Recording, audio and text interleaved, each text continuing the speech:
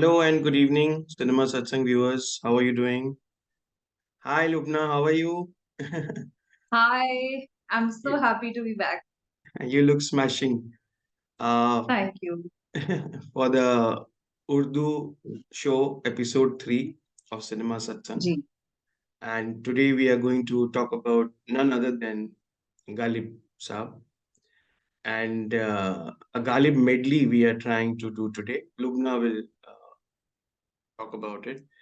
And Ghalib के बारे में बस हमारे जैसे लोग इतने ही जानते हैं जो कि हमको सीरियल में दिखाया गया है गुलजार साहब की सीरियल में और जगजीत सिंह की मधुर आवाज में एंड नसीरुद्दीन शाह की ब्रिलियंट एक्टिंग और हिस्ट्रियोनिक्स में so we have heard all those songs and we love those songs लेकिन जैसे कि हम पिछली बार डिस्कस कर रहे थे कि जब एक गजल का जब उसमें जो वर्ड्स हैं, अल्फाज हैं, उसके जब मीनिंग्स हमको और अच्छे से समझ में आते हैं और उस पे जब और रोशनी गिरती है या जब उसका उसका मतलब उजागर होता है मैं पता नहीं मुझे हिंदी लफ्ज आ रहे हैं उर्दू शो में सो देन उसका मीनिंग कंप्लीटली चेंज हो जाता है जैसे कि जब आपने आए कुछ अब्र एक्सप्लेन किया था उसके बाद जब जी वो गाना मैंने सुना और वो मैं लूप में सुनने लगा because it was like the whole thing illuminated kind of in front of me after you know the meanings. So without much further ado, and I had sent Lubna a selection of 12 songs from that album, and today we are going to do she is going to do I think 6 or 7 of them, not the full songs but like a medley, and she will explain to us all the popular numbers from that.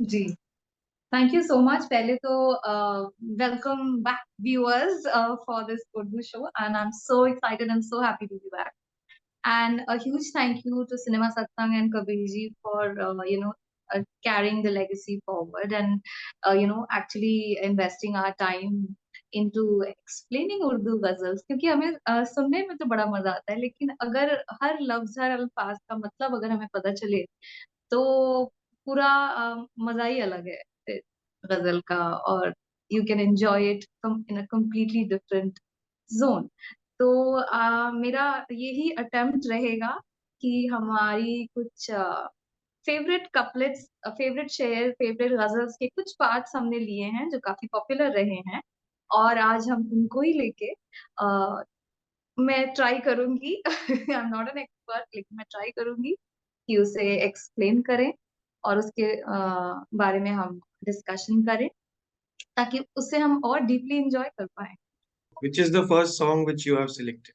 So I was very happy with your selections क्योंकि of course जब बात होती है गजल की जब बात होती है उर्दू पोइट्री की खास करके हिंदुस्तान में तो गालिब का नाम सबसे पहले आता है बिकॉज वो बहुत पॉपुलर रह चुके हैं हमारे सिनेमा में उनकी पोइट्री का काफी इस्तेमाल हुआ है तो जब आपने मुझे ये एक लिस्ट भेजी थी तो आई वाज वेरी हैप्पी कि मेरी फेवरेट्स भी हैं उनमें से तो वील स्टार्ट विथ हर एक बात पे कहते हो हर एक बात पे कहते हो तुम कि तू क्या है।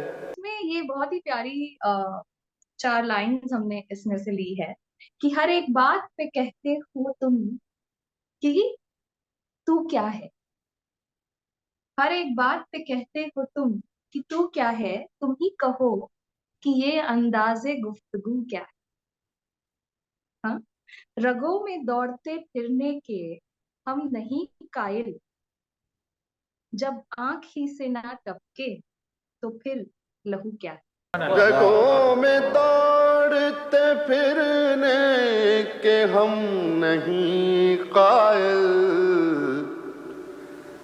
जब आँख ही से ना टपका तो जी क्या बात तो लहू इसमें क्या फर्स्ट जो लाइन है कि हर एक बात पे कहते हो तुम कि तू क्या कि है? तू क्या है मतलब शायर इसमें कह रहे हैं कि तुम जो भी बोलते हो तो ये तुम जानना चाहते हो कि तू क्या है, तेरा वजूद क्या है, तुम कौन हो।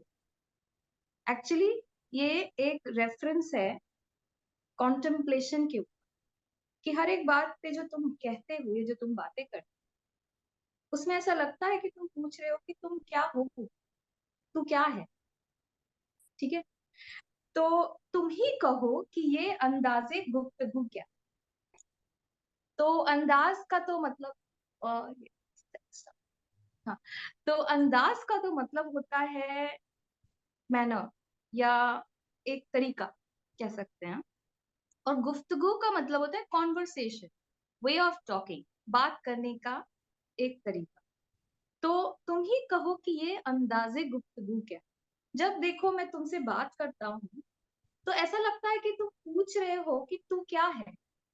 अरे, ये तुमसे बात करने की ये किस तरीके की ये क्या तरीका तुमने अपनाया है कि लगता है कि तुम मुझसे क्वेश्चन आंसर कर, कॉन्टेम्पलेशन कर।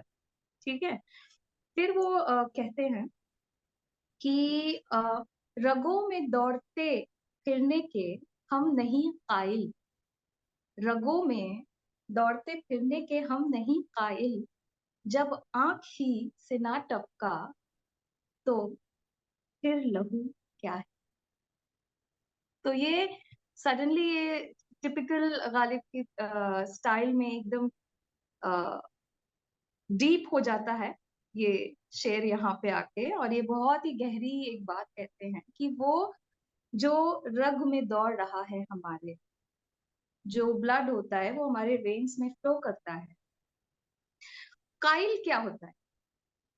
काइल का मतलब होता है आ, किसी बात पे मान जाना, अग्री कर। तो मैं नहीं मानता कि जो रगों में दौड़ रहे हैं, वो जो लहू हैं, वो जब तक आंखों से आ, आ, आंखों से ना एक टपका। हम्म, एक ब्लड की तरह अगर नहीं टपक रहा है, वो इंटेंस, अगर वो इंटेंसिटी उसमें ब्लड की नहीं है, लहू की नहीं है, जो रग में तुम्हारे खून बह रहा है उसमें अगर लहू की इंटेंसिटी नहीं है, तो मैं नहीं मानता कि तुम्हारे रग में कुछ हो। तो ये कहते हैं कि वो what is that blood that trickles from your eyes, what is that which trickles from your eyes if it is just simply flowing in your veins। तो ये कहते हैं कि तुम्हारी आंखों से ही मैं बयां कर सकता हूँ, तुम्हारी आंखों को पढ़ के ही मैं पता कर सकता हूँ कि तुम्हारी आंखों की इंटेंसिटी में ये जो तुम्हारी आंख है, उसमें जो बह रहा है तुम्हारे अंदर जो लाइफ है, वो इतनी इंटेंस है कि नहीं, like does that. it does it mean that unless the blood comes in the form of tears from your eyes, it cannot be counted as blood? See actually that can be one interpretation, Okay, because I but have यहाँ always पे interpreted it that way कि जब तक तुम्हारी आंखों से ना निकला तब तक वो लहू मतलब लहू ही क्या है। May be I am completely wrong. No no, it's not wrong, it's an interpretation. But Right. Mainly ये कहना चाह रहे हैं कि जब तक तुम्हारी आंखों से वो नहीं टपक जाता लहू की तरह, what he's trying to say is sometimes we feel something so intensely that our Hmm. blood Hmm. boils or rages, Oh. engulfs the entire passion, Hmm. overcomes the blood which flows from our veins, and then we can have it no more. It fo- forms, and it comes Oh. The in the form of form of tears, tears. like blood. Yes, like blood. So ये कहने का एक तरीका है कि जो blood है वो आंखों Hmm. के आंसू से बात करता जी जी। और ये भी बहुत इंटरेस्टिंग है, ये सुनने में बड़ा मजा आता था, हर एक बात पे कहते हो तुम कि तू क्या है। है। बट तू क्या आज है। इसका कुछ मीनिंग्स समझ में आ रहा है, बट इतना ब्यूटीफुली गाया है जगजीत साहब ने और इन्होंने तो वो सुनने में बड़ा अच्छा लगता था कि हर एक बात पे कहते हो तुम कि तू क्या है, तुम ही कहो कि हाँ, ये अंदाज़े गुफ्तगू क्या है, रगों में दौड़ते फिरने के हम नहीं कायल, तो जी। तुम ही कहो ये अंदाज़े नहीं। नाज़ुक गुफ्तगू क्या है, रगों में दौड़ते फिरने के हम नहीं कायल, जब आंख ही से ना टपका तो फिर लहू। लहू क्या है? माशा। कासिद के आते आते खत एक और लिख रखूं, कासिद के आते आते खत एक और लिख रखूं, मैं जानता हूँ जो वो लिखेंगे जवाब। तो इसका मतलब है कासिद क्या होता है? कासिद होता है वो जो खत लेके आता है, messenger, the person who brings the news, or uh, kind of a courier you can say. तो कासिद के आते आते मुझे पता है कि अब कासिद आ रहा है, तो उसके आते आते मैं और एक खत जब तक लिख लेता हूँ, क्योंकि मुझे पता ही है कि जवाब में क्या आने वाला है।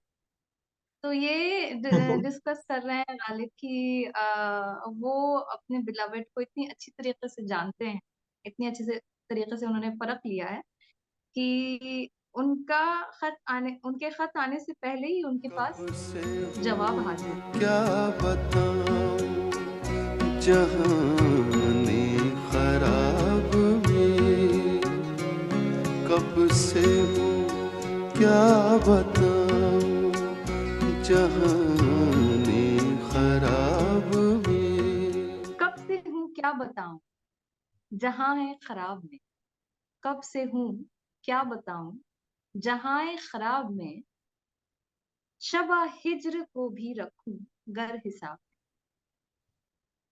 बाउंसर। तो ये कह रहे हैं कि मैं इस जहां खराब में कब से हूँ क्या बताऊं।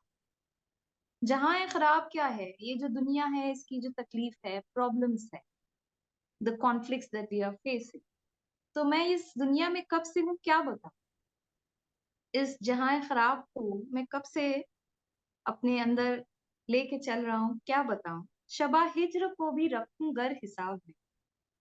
अगर हम एक दूसरे की जुदाई को भी नाप तौल लें, अगर हम अपनी जुदाई का भी हिसाब करें, तब भी मैं नहीं बता पाऊंगी कि कब से हूं मैं इस जहां खराब। तो शायर ये कह रहे हैं कि हमारा जो सेपरेशन है, हमारा जो ये शब हिज्र चल रहा है हमारे बीच, ये भी कब से चल रहा है। सो ये this is an intense emotion that he is conveying, that हमारी जुदाई और इस जहां की खराबी एक साथ चल रही है। It's kind of unending, these two things. Shabe Hijr means like They are the unending. reality of right now. This is how the world for me is right. Oh. यही चल रहा है, दोनों एक साथ चल रहा है, और कब से है क्या बताऊं। सो एक्चुअली गालिब की जैसे जिंदगी कंटिन्यूस प्रॉब्लम से गुजरी है, दुख से गुजरी है। He had to deal and cope up with a lot of things. So एक तरीके से एक तरफ जहां खराबी चल रही है और दूसरी तरफ सेपरेशन चल रही है। Shabe Hijr means separation. Yes, Hijr means separation. Shab means the night of separation. Okay. And तो ये जो it's kind of ये जो long.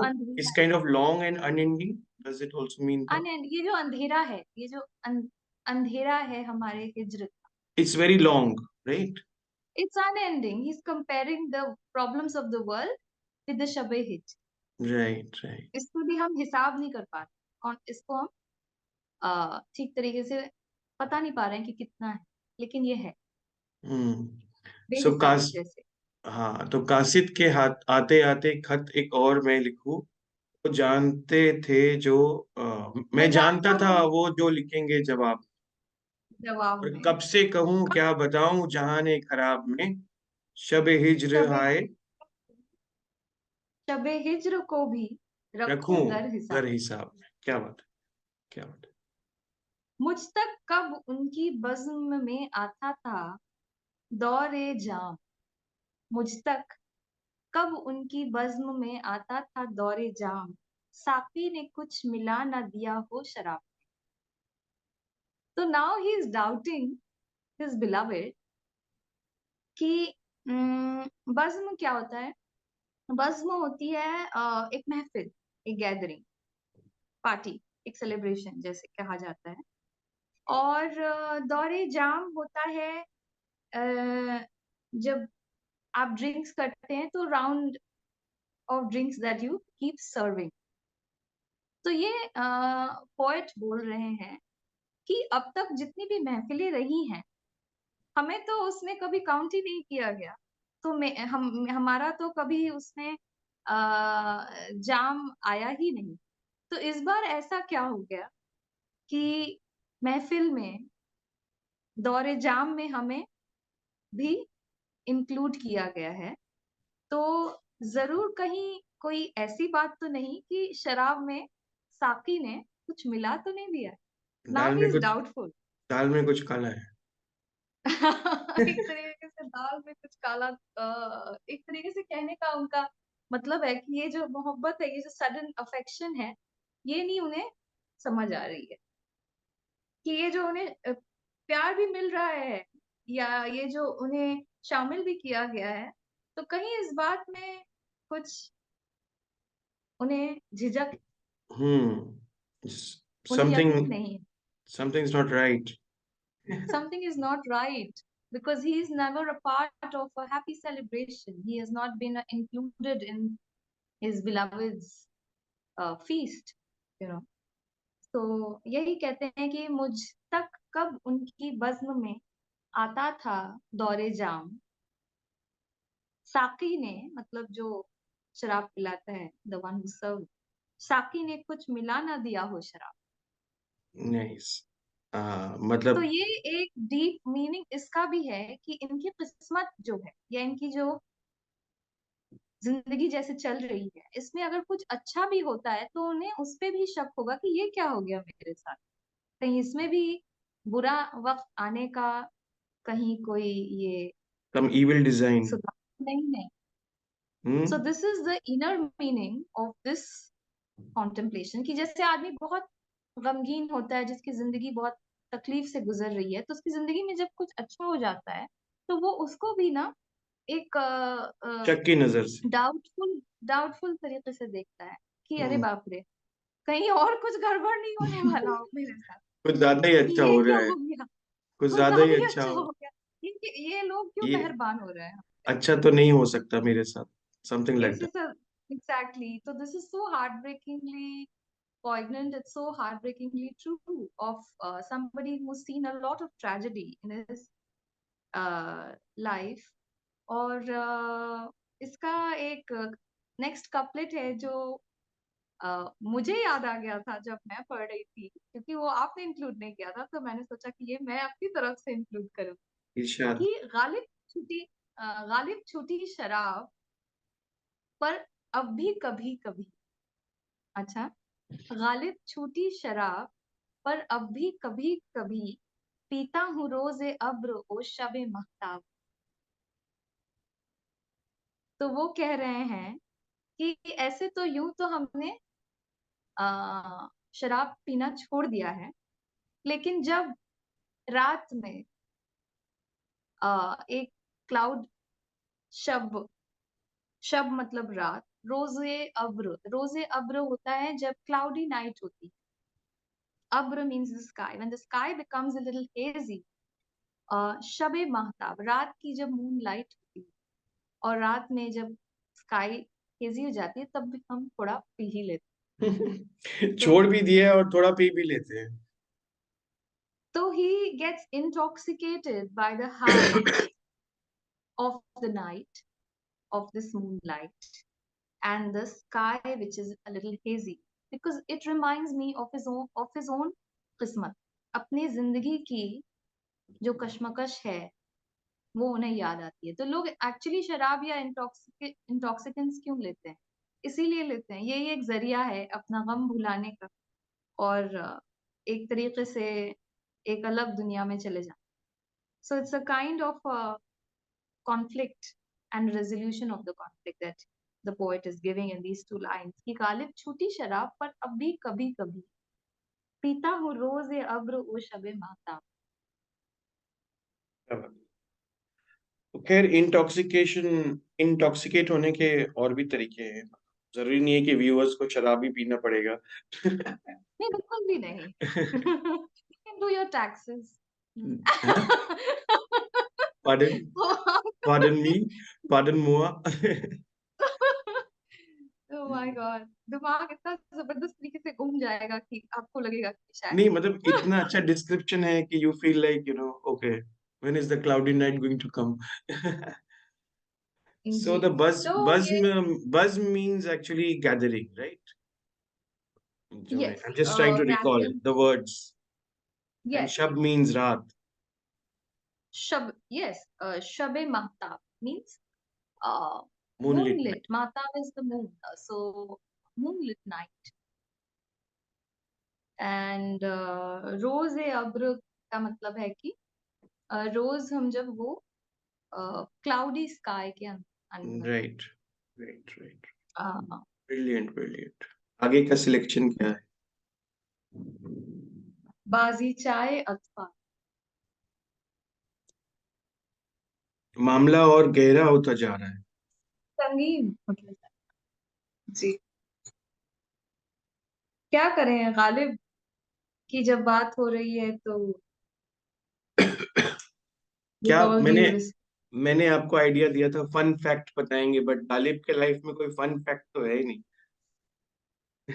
फन फैक्ट है कि 2022 में हम आज भी गालिब को सेलिब्रेट करते हैं, इतना उतना रिलेट करते हैं, और वो जो चीजें और वो जो कॉन्फ्लिक्ट उनकी लाइफ में है वो हम भी महसूस करते हैं। ये है हमारा fun fact right.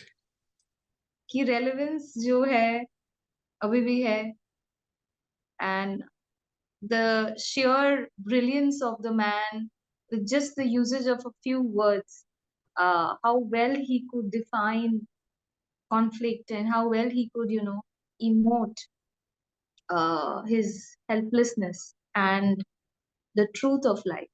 And that has surpassed time. And that is the sheer brilliance of Ghalib. इसलिए कहते हैं कि गालिब गालिब हैं गालिब के जैसे। डेफिनेटली।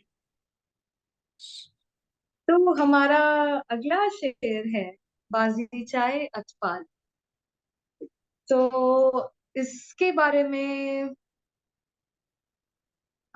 जब मैंने पढ़ा था ये काफी हाल ही में मैंने ये पढ़ा एंड मुझे काफी हार्ड हिटिंग लगा था।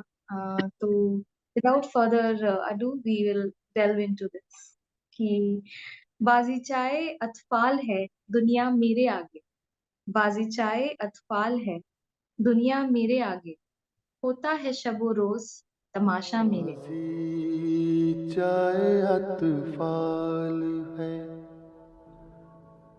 दुनिया मेरे आगे,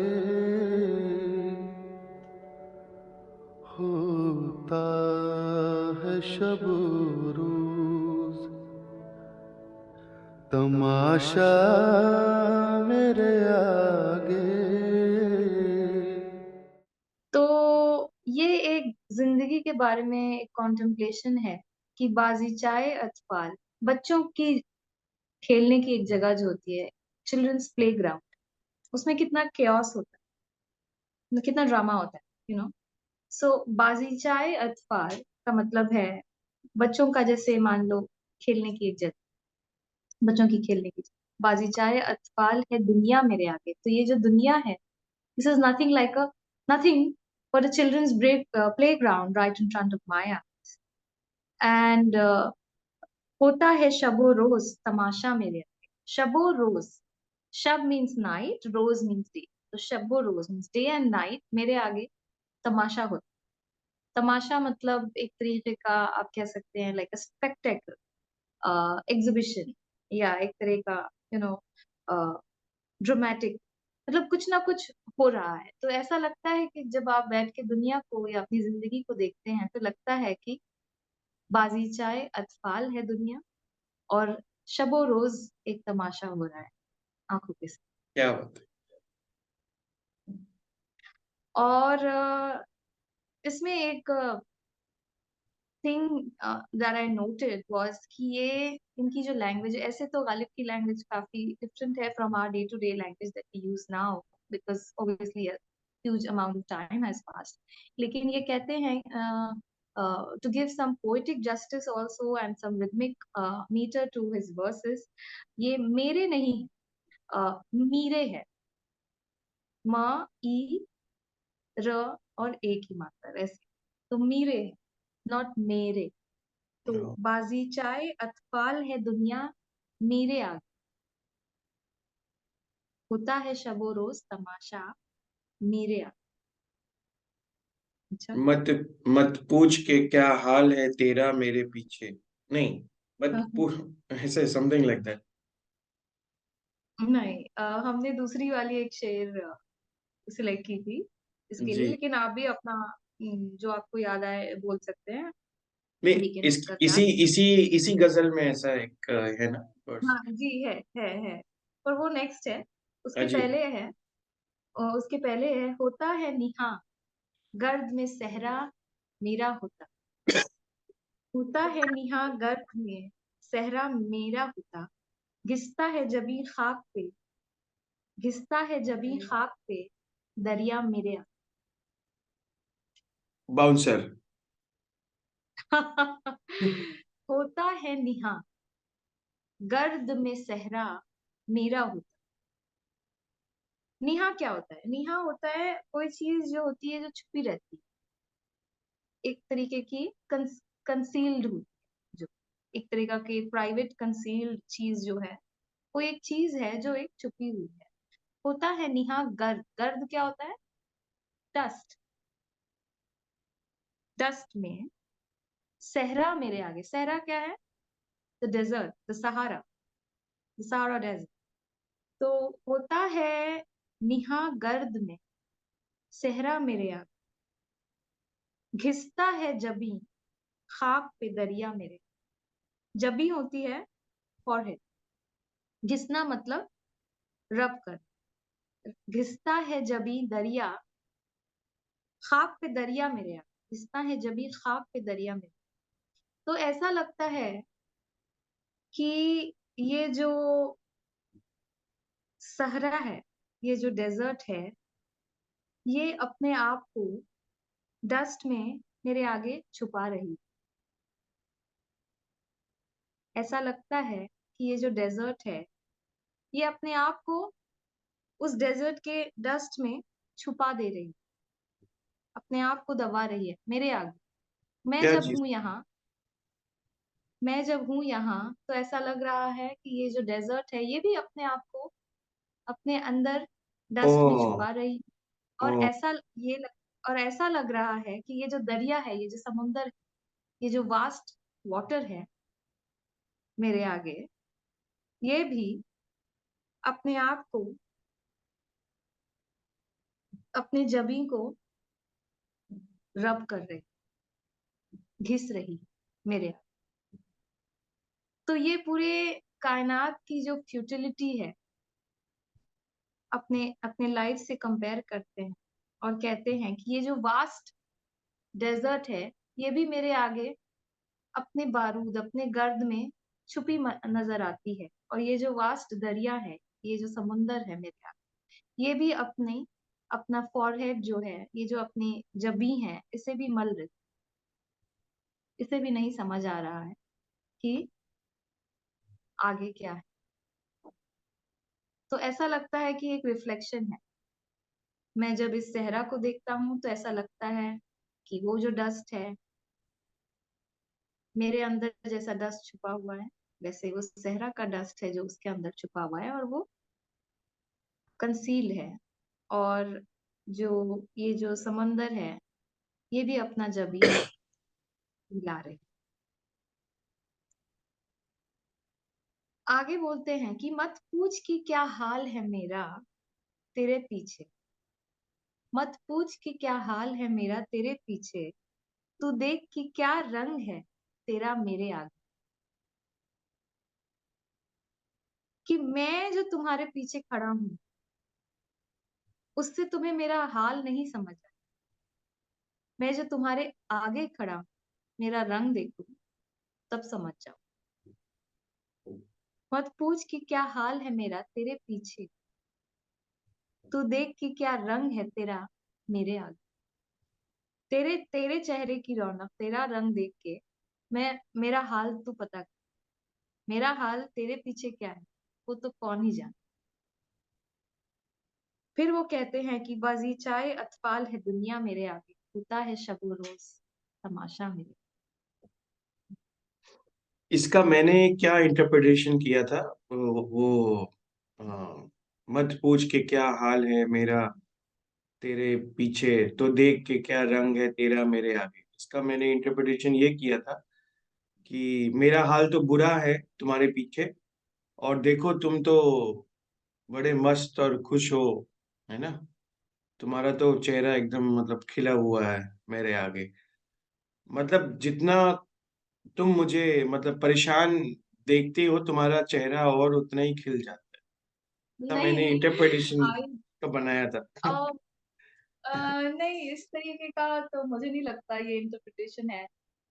हम्म। ये कहना चाह रहे हैं कि तुम इस यू नो कश्मकश में मत रहो। Don't be in a conflict, और डोंट मिसअंडरस्टैंड माय सिचुएशन, और don't misread me by thinking कि तुम्हारे पीछे मेरा क्या हाल। अगर मेरा हाल जानना है तो अपना रंग देखो तुम्हारे आगे, तो फिर तुम मेरा हाल जान। हम्म। ओके।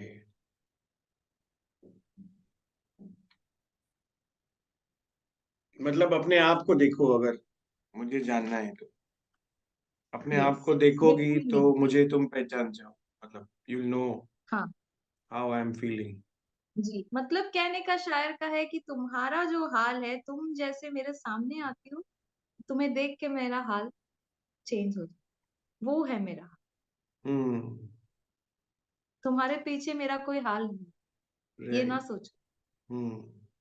वो अपने आप को उन्होंने सौंप दिया। हम्म। तो एक तरीके का ये आयरनी है कि जब लोग हमारे पास नहीं होते तब हम उनके बारे में सोचते हैं कि उनका क्या हाल हो। हम्म। लेकिन यहाँ पे शायर कहते हैं कि नहीं, ऐसा नहीं है। मत पूछ कि क्या हाल है मेरा तेरे पीछे, तू देख कि क्या रंग है मेरा तेरे आगे। बाजीचाए अतफाल है दुनिया मेरे आगे, होता है शब व रोज तमाशा में। क्या बात है। तो ये दुनिया का जो एक तमाशेबाजी जो है दुनिया, उसके बारे में बहुत ही डीप रिफ्लेक्शन किया है शायद। हम्म। The world is like child's play in front of me, and also my life. It's like a drama. Yes, like It's playing comparison. out yes, in front of me. Exactly. And इसीलिए मेरा जो हाल है वो आपका हाल देख के ही decide होता है, Hmm. डिपेंडेंट है। Deep. और उसी तरीके से मेरे सामने जो चीजें हैं, जो दरिया है, जो समुंदर है, जो सहरा है, वो भी अपनी किस्मत या वो भी अपने आप को महसूस करते हैं अपने तरीके से। तो यही इन कपलेट्स का मतलब। It's deep and तो tough, and the more we listen to it and the more we very understand. deep, it's actually Yeah. very highly dependent upon the experiences that uh, the poet has gone through in his life. So sometimes maybe we'll not be able to exactly relate what he is referring to because we have not gone through Hmm. such incidents or events, maybe, or so much devastation, or what is it that he's actually trying to convey over here. But we can understand the meaning of the words, and we can imagine what he is saying by understanding the experience he's trying to share and Yes, comparing of nature course. and conflict, Yes. and how he feels helpless in this tamashebazi of the you know दुनिया। क्योंकि at the end of the day हम तो Spectator ही होते हैं, और हमारे साथ ये होता है। Hmm. We go through it. Yeah. No, we can relate to his feelings as human beings, as fellow humans.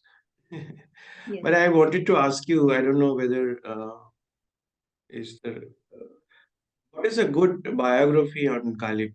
Like, if someone wants to read a, you know, biography. Actually, I have not come across any particular biography because to be very honest, मैंने जितना भी उनके बारे में पढ़ा मैं इतनी ज़्यादा सैड हो गई कि I think I would need more I think a different phase in my life to really delve into a biography of Ghalib. I would love to explore his life and what he has gone through. I think in English में तो उतनी easily available नहीं है, मैंने तो नहीं देखी है, पर अगर हमारे किसी व्यूअर ने देखी है तो they can let us know in the comment section and share with us. ऐसे जब उर्दू लिटरेचर की पढ़ाई होती है बैचलर्स की और मास्टर्स की, तो उसमें कुछ किताबें हैं जो पोएट्स के लाइफ के बारे में बताती हैं, तो उनमें से ज़रूर एक दो होंगी जो गालिब और उनके कंटेम्परेरीज के बारे में बताती हैं। But they are all in Urdu.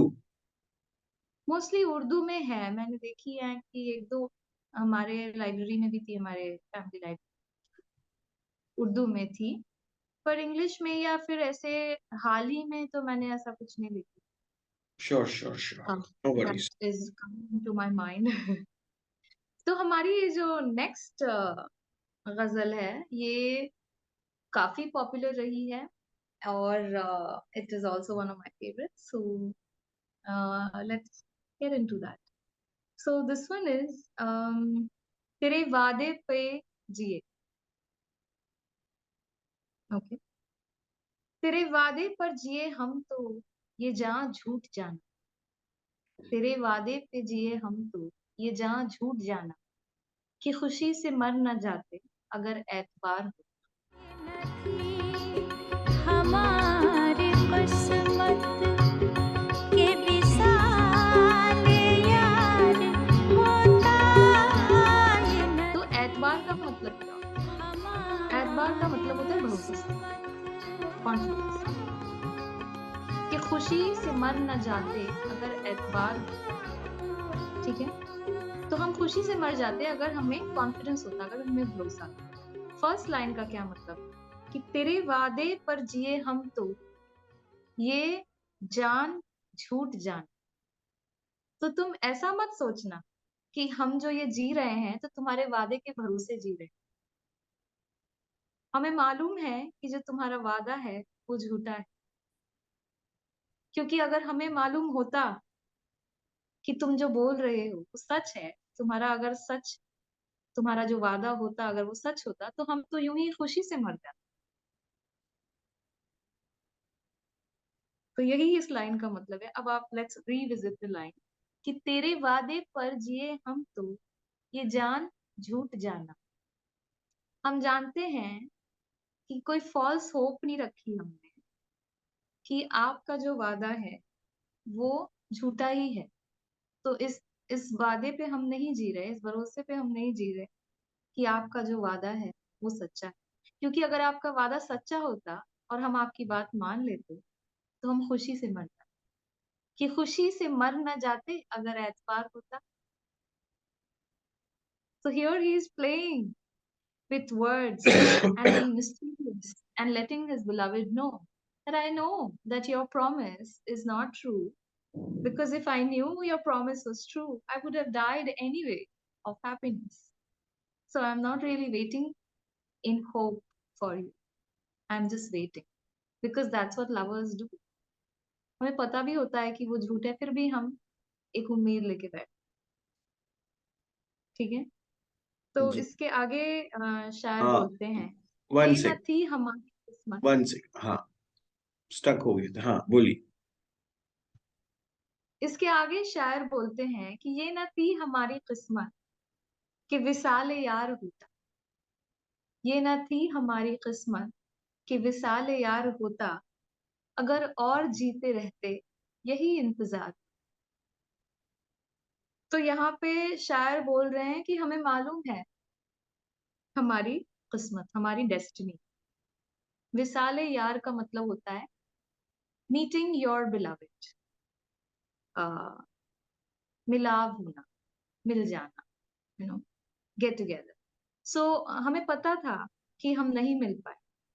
हाँ, ये न थी हमारी किस्मत कि विसाले यार होता, हमारी किस्मत में ही नहीं था कि हम मिलते। अगर और जीते रहते तो यही इंतजार।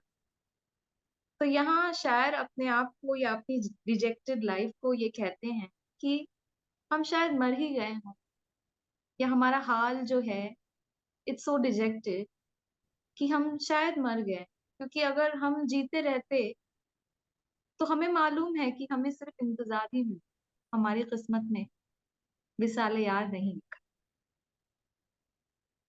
इतना डीप इन्होंने कहा है। जी। और इस तरीके से वो अपने लाइफ को कंक्लूड करते हैं कि जीना मरना क्या है डिफरेंट, हमें तो जी के भी विसाल यार नहीं मिला और मर के भी इंतजार ही मिला। सो नंबर 5, उनके देखे से आ जाती है जो मुंह पर रौनक, उनके देखे से जो आ जाती है मुंह पर रौनक, वो समझते हैं कि बीमार का हाल अच्छा है। उनके देखे से जो आ जाते हैं मुंह पर रौनक, वो समझते हैं कि बीमार का हाल अच्छा है। तो ये काफी रोमांटिक है, और काफी लव स्ट्रक है कि हम बीमार हैं, हमारा हाल बुरा ही क्यों ना हो, लेकिन जब हम आपको देखते हैं तो मेरे शक्ल से एक अलग ही निखार उभरता है, एक रौनक होती है, एक ग्लो होता है।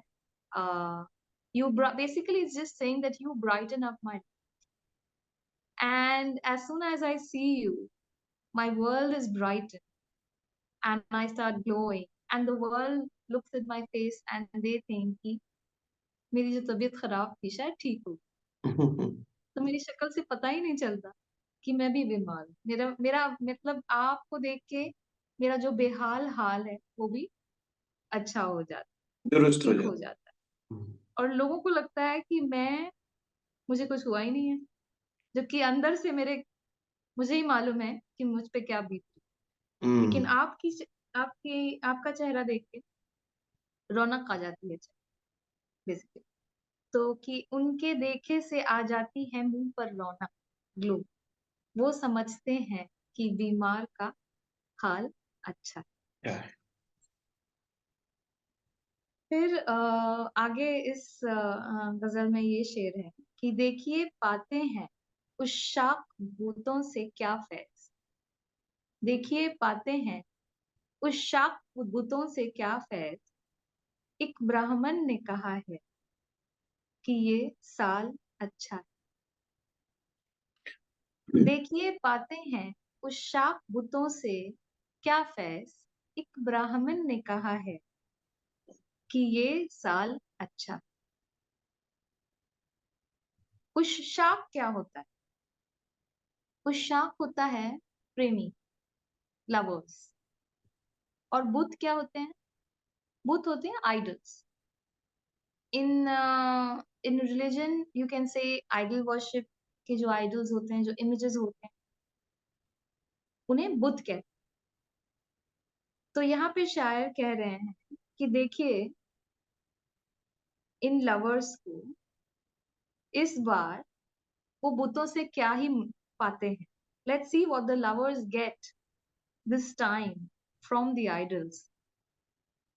किसी ब्राह्मण ने, किसी प्रीस्ट ने, किसी बहुत ही लर्नेड आदमी ने कहा है कि ये साल तो अच्छा है। Let's see what is the blessing that the idols give to the beloveds this time, now that the sages are saying or predicting that this year is going to be good. Okay, तो हमको मालूम हमको मालूम है जन्नत की हकीकत, लेकिन हमको मालूम है जन्नत की हकीकत, लेकिन दिल के खुश रखने गालिब ये ख्याल अच्छा। क्या बात है। ये जो है बहुत फेमस है, बहुत पॉपुलर है ये लाइन। हम्म और इसका मतलब है कि हमें असलियत का पता है, we know the truth and the facts of life, hmm लेकिन दिल को खुश रखना, हम्म दिल को एक होप में रखना हम्म जो है, उसके लिए हम अपना दिल बहलाते रहते हैं और हम्म दिल को समझाते रहते हैं हम्म कि रियलिटी से आप परे रहिए और अपना दिल खुश करिए, कि कोई बात नहीं, लेट्स उसे नजरअंदाज कर। तो इसका कहने का मतलब है कि हमें मालूम है जन्नत की हकीकत, लेकिन जन्नत में क्या हो रहा है हमें मालूम है, the hmm fact of life we know, but we would rather put a turn a blind eye to it और अपने आप को खुश रखो। सही ओके, है। इसका इसका और एक वर्जन है जो मुझे याद है, मैंने बचपन में दूसरी किसी किताब में पढ़ा था, जिसमें ये वर्डिंग स्लाइटली डिफरेंट थे, कि वो कहते हैं कि दिल के बहलाने को गालिब ये ख्याल। तो हम्म जो टेक्स्ट आजकल की जो टेक्स्ट एंड जो वर्जन्स है उसमें कहते हैं दिल के खुश रखने, लेकिन एक्चुअली काफी बुक्स के हिसाब से ये थोड़ा एक कॉन्ट्रडिक्टरी भी है, कि ऐसा भी कहते हैं कि नहीं, ये दिस नॉट द ओरिजिनल, ये अब्रिज्ड है, ओरिजिनल में था कि दिल के बहलाने। हम्म तो कहने का मतलब सेम ही है, माने दोनों का सेम है, खुश रखना मतलब टू बी हैप्पी, और हम्म बहलाना जो है वो स्लाइटली और उर्दू हुए है, कि आप जो है एक तरीके का फैंटेसी टाइप का एक आप अपने आप को दे रहे हैं, हम्म बहला रहे हैं, बहलाना फुसलाना जो कहते हैं, कि जैसे बच्चों को बहलाया फुसलाया जाता है कि नहीं फूल नहीं, खुद को सब बहला ठीक रहे हो हैं, जाए। खुद को बहला रहे तो ये हम जो है दिल को बहला रहे हैं, हैं। अपने आप को बहला रहे हैं, कि अपने आप को खुश रखिए, कोई बात नहीं, जन्नत की हकीकत हमें मालूम, हम्म गालिब no ये this ख्याल है। uh, this line I wanted to share, एक ब्राह्मण ने कहा है कि ये साल अच्छा है। ये मेरा भी ये बहुत ही साल फेवरेट गजल था, because the way it is been rendered by Jagjit Singh so beautifully, yes, he has sung this one कि एक ब्राह्मण ने कहा है कि ये साल अच्छा gone. So but I never knew the meaning of the line previous to this one, but I still enjoyed this song so much, but now it makes more sense कि देखिए बहुत पाते डीप है हैं इसके पहले वाला। जी, पोशाक बुतों से क्या Faiz. This was a complete bouncer, so now through this program I'm learning the meaning of this line, and now it yes, makes देखिए more पाते हैं sense। उस शाख बूतों से क्या फैज, दिस इज पोशाक आल्सो द नेम ऑफ पोशाक वेरी, पोशाक उस शाख बुतों पोशाक, से क्या फैज, right। फैज जो Fez है means ब्लेसिंग होती है, ah blessing, so now grace, the couplet makes a lot of more sense. The Brahman and the Shak and Buddh and this whole exactly, context of this, it makes so much more sense. Absolutely, कि Hmm. देखिए पाते हैं क्या उस शाख बुतों से फैज। क्या फैज एक एक ब्राह्मण ने ब्राह्मण ने कहा है कहा है कि ये साल अच्छा है। कि साल हमको मालूम है प्रोफेसी, जन्नत की हकीकत, लेकिन दिल के हकीकत खुश लेकिन रखने को गालिब गालिब ये है। है। तो ये जो हमारे फाइनल सेगमेंट की जो गजल है for the first part of the series, ये बहुत ही पॉपुलर रही है और मेरी one of the favourites also है। और इसे uh, बहुत आर्टिस्ट ने, पोएट्स, राइटर्स ने इसे इंस्पिरेशन लेके बहुत सारी चीजें बनाई हैं। तो ये है हजारों ख्वाहिशें ऐसे। हजारों ख्वाहिशें ऐसी कि हर ख्वाहिश पे दम निकले, बहुत निकले मेरे अरमान, लेकिन फिर भी कम निकले। बहुत प्यारा, बहुत गहरा इस शेर का माने है कि हमारी जो जिंदगी, हमारे डिजायर्स हैं, ख्वाहिशें, जो डिजायर्स हैं, जो हमारी वांट्स हैं जिंदगी की, विशेस जो हैं, वो हजारों हैं, जो हजारों ख्वाहिशें हैं, जो जिनके लिए हम अपनी जान भी निसार कर चुके हैं। हजारों ख्वाहिशें ऐसी कि हर ख्वाहिश पे दम निकले, कि हर एक ख्वाहिश पे हमारी जान निकल रही। बहुत निकले मेरे अरमान, लेकिन फिर भी कम निकले। So many of my dreams and hopes have been fulfilled, yet it seems as if कि कम ही निकले। तो ये लाइफ की उस ड्रीम और उस होप को एड्रेस करती है कि हमारे अंदर, इंसान के अंदर एक फितरत होती है कि हमारी जो ख्वाहिशें होती हैं उनकी कोई इंतहा नहीं। एक ख्वाहिश होती है, वो पूरी हो जाती है तो दूसरी ख्वाहिश होती है जो उसकी जगह ले लेती है, फिर वो भी पूरी हो जाती है। जितनी भी पूरी हो जाए फिर भी लगता है कम ही है, हमारी Is तो it, कोई ख्वाहिश ही नहीं पूरी हुई, is ऐसा it a लगता good है जिंदगी। is it a good thing or a bad बहुत thing? कि अगर जिंदगी में ख्वाहिशें ही नहीं हो तो फिर माने नहीं जिंदगी का। That chase, that yearning that you have towards life. Also अगर उसके बोझ में आप अपना आज एंजॉय नहीं कर पाए तो फिर वो बैड हो जाता, टू मच हो जाता। टू मच भी गलत है, टू लिटिल भी गलत। But लेकिन यहाँ पे Galib didn't have much going for him, right? He was like a very in his love life, in his career, money wise. I don't think whatever I remember of the serial, because our knowledge is very limited to the serials like people know their Mahabharata and Ramayana through B.R. Chopra serials. So similarly, हाँ सही बात। knowledge is with the Galib का serial. तो उसके हिसाब से काफी डिजिटेड ही लगता था गालिब को। जी, मुझे तो लगता है कि काफी सैड थी उनकी लाइफ, जितना मैंने देखा, पढ़ा, समझा।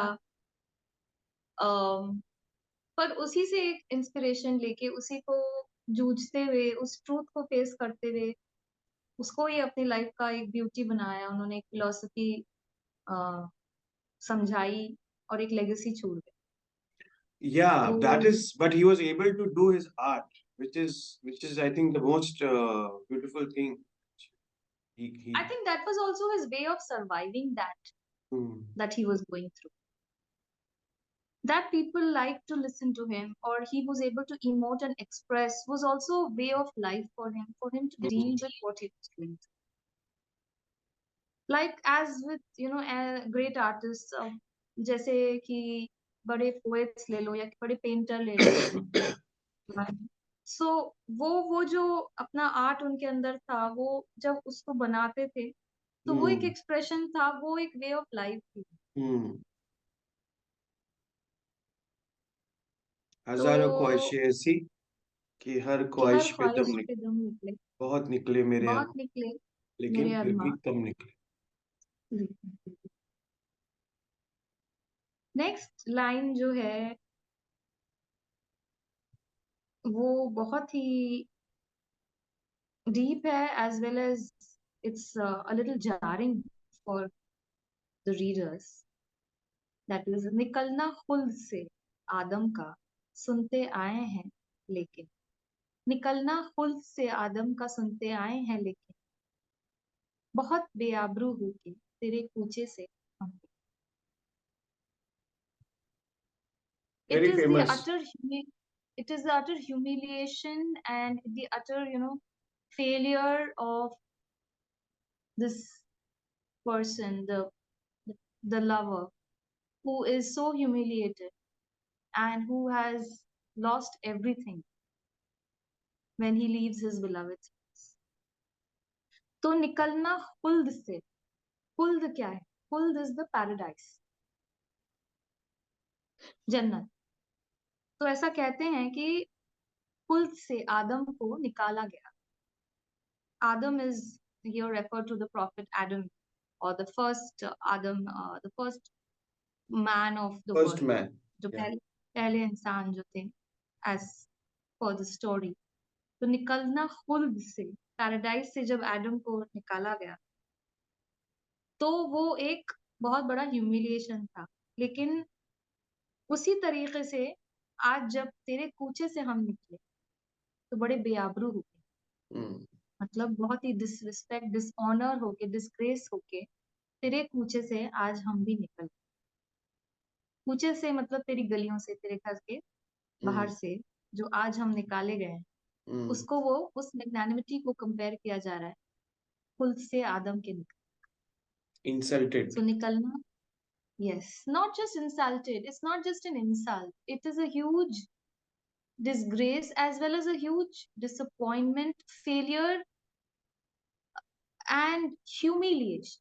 It's an utter state of helplessness combined with humiliation in your state of being। कि निकलना खुल्द से आदम का सुनते आए थे, लेकिन बहुत बेआबरू होके तेरे कूचे से हम। मोहब्बत में नहीं है फर्क जीने और मरने का, मोहब्बत में नहीं है फर्क जीने और मरने का, उसी को देख कर जीते हैं जिस काफिर पे दम निकले। क्या बात है। तो यहाँ पे कहते हैं कि उस मोहब्बत में इतना लीन हो जाता है आदमी, इतना मसरूफ हो जाता है, उतना अपने आप को खो देता है कि जिंदगी और मौत के बीच में वो डिफरेंस जो होती है वो नहीं समझता।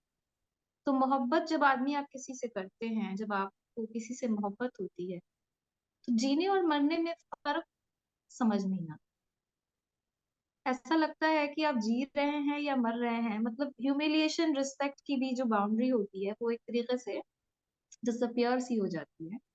मोहब्बत में नहीं है फर्क जीने और मरने का, उसी को देखकर जीते हैं जिस काफिर पे दम निकले। तुम्हें देखकर तो हम जीते हैं, और हमें ये मालूम है कि यू आर एन इनफिडेल, तुम काफिर हो, you are a person who has betrayed India.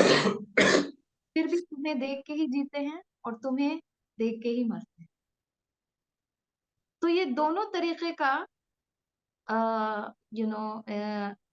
माने बताया है शायर ने, कि हम इतना डेडिकेटेड हो जाते हैं, एक तरीके से इतने एडिक्ट हो जाते हैं उस पर्सन से जिससे हम मोहब्बत करते हैं, कि हम जीते भी हैं उसे देख के, दर्द भी दुआ भी वही है। मतलब वो उसको देख के जीते भी हैं, उसको देख के मरते भी हैं। We don't mind the humiliation. We are not in a position to mind it. हम चाहते तो हैं कि कुछ हो, लेकिन हो नहीं पाता है, वो हमारे इख्तियार में नहीं। It's Right. beyond, Exactly. and that is what is being lost in love. There's no in logic. मोहब्बत। There's no logic. हम लॉजिक ढूंढ भी लेते हैं, तो पर भी हम उसी को देखते हैं, उसी को देख के जीते भी हैं, उसी को देख के मरते भी हैं। We Is it can't true? get away from it. Is it true this kind of love is like very less or non-existent in these times, or very matlab percentage wise it's reducing this kind of intensity in love, and just Heartless, I mean, I am thinking that more कि calculated. जितना भी हम heartless हो जाएं, I am personally a hopeless romantic. तो मैं तो सोचती हूँ कि है ऐसा लव, और ऐसा है। People like you are reducing maybe. I'm thinking like that. अगर मैं नहीं भी देखूं ऐसा लव मेरे आगे पीछे, तो ये मे बी उसका परसेंटेज या उसकी तादाद कम हो गई, लेकिन आई एम श्योर ऐसे लोग हैं, Of course है. And I am sure her generation ये सोचता होगा जो हम सोच रहे हैं। They must be going through this dejection, this feeling कि oh my god, what is happening? Are we losing it? So this humiliation is felt by women more or men more?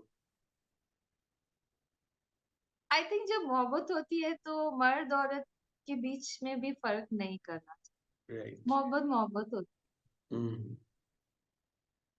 Anyway, sorry for the digression. है। No it's all right, it's very interesting.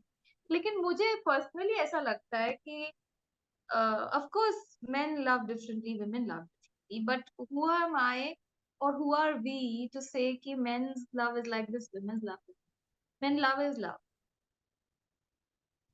and Yes. both are capable of losing themselves in love. तो ऐसा नहीं कह सकते कि इनकी तरफ से ज्यादा है उसकी तरफ से ज्यादा है। I personally don't believe in creating that Right. Right. kind of disparity.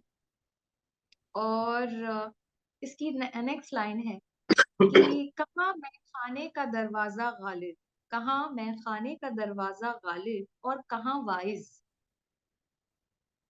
पर इतना जानते हैं कल वो जाता था कि हम निकले। तो I कहाँ मैं खाने का दरवाजा है और कहाँ wise, wise I is know the I know the meaning. बता दिया. ठीक है। तो there is no Preacher. Comparison over here कि खाना जो होता है the bar and the preacher, ये दोनों अलग अलग लोग हैं, अलग अलग जगहें हैं, and they have no way to be in the same place. लेकिन कल में जो निकल रहा था बार से तो वही वाइज वहां से घुस रहा था। तो ये कहने का मतलब है कि you can't look at something और समवन एट फेस वैल्यू, कि ऐसे तो मैं खाने का दरवाजा कहीं और था और वाइज कहीं और, लेकिन मैं जहां से गुजर रहा था वहां पे वो एक जा रहे थे और एक आ रहे थे। तो जिंदगी का भी माने यही है कभी कभी। Sometimes life is full of surprises, the unexpected, and every person, चाहे वो वाइज हो या as dejected lover as Ghalib हो, सब अपनी लाइफ के एक एक स्टेजेस में हैं, and you never know who will cross each others path. So I think this is what Ghalib was trying to say here, and this is हजारों ख्वाहिशें, कि हजारों ख्वाहिशें ऐसी कि हर ख्वाहिश पे दम निकले, बहुत निकले मेरे अरमान, लेकिन फिर भी। And तो ये तो हम कुछ कपलेट्स निकाली थी उनके फेवरेट, हमारे फेवरेट कलेक्शंस। लेकिन अगर हम एक एक गजल को डीपली जाएं, विजिट करें, तो that's another story. the last digression, another question I had. Did he start enjoying his pain and this kind of sadness and I think pathos? हर एक आर्टिस्ट जो होता है, मुझे लगता है कि हर एक आर्टिस्ट जैसे होता है, उस प्रोसेस को जब तक जीता नहीं है उसको एक्सप्रेस नहीं कर पाता। अब आप उसको एंजॉयमेंट बोलो या सफरिंग बोलो, it is a process that you go through. उसमें मजा भी है, सजा भी है, दोनों है। उसी को देखकर जीते हैं जिस काफिर. पे दम निकली। जी, like I said, I think it's a way that he dealt with his pain of his life, and उन्होंने उसको एक रास्ता बना लिया, अपनी राइटिंग को और अपने इस प्रॉब्लम को डील करने का एक जरिया बनाया। जैसे हर एक आर्टिस्ट करता है to deal with something, like a painter will paint his sorrows away. Picasso कहते थे कि he dreams his work and then he paints it. तो इस तरीके की बातें जो हैं हर आर्टिस्ट महसूस करता है। Like a very famous person once said that when you have a lot of pain, go make art out of it. So you channelize your pain or suffering through art. Now that can be in any form. I think Meryl And Streep first also said something like that. this, I think, yes, I didn't want to name her, but yes, Meryl Streep said this, but I'm not very sure whether she's the first one to say it. But she Of said it course, very it's a very beautifully. Yes, generalized thing. exactly. But she said it very beautifully. She put it Yeah, together I very don't know. eloquently, and that take your pain and make it into art. Make art of it. Art of it. Yeah. So that's what Ghalib did. That's a fun fact about Ghalib. He took his pain and he made art out of it. And that's why it has, lasted through the, time, because that is something which is real and the truth always prevails, no matter how cliched it sounds. लेकिन हर literature में हर एक classic piece of work को आप जब लोगे तो वही survive करता है जो बहुत रियल होता है, बहुत ट्रूथफुल होता है। और यस, सैड होता है, सफरिंग होती है, लेकिन but what is life if there is no suffering in it? Yeah, truth can be painful and complicated and It has like to be painful and complicated in a way that such as like हर एक इंसान, जितना भी वो अमीर हो, जितना भी वो बड़ा हो, जितना भी वो privileged हो, everybody goes through his share of pain and suffering. yeah, his or her pain and there are no black and whites in art and in life. Yes. No grays and people need to look हाँ, into grays and come out of the black and white world and start living our life, मैं facing the wise करने लगा मैं we have to start facing and embracing what we are and who we truly are instead of trying to run away from it, I think. So thank you so much to Cinema Satsang and to Kabirji for hosting me. And this is a special request to all my viewers who are watching this, that if you like this video and if you are a Ghalib fan, then please leave your comments and like this video, share and subscribe to Cinema Satsang channel. Thank you so much. And we also have an online film school. So if you're interested, you can look up the website or WhatsApp. There's a WhatsApp number and a mail ID as well. So yeah, we do lots of interesting things.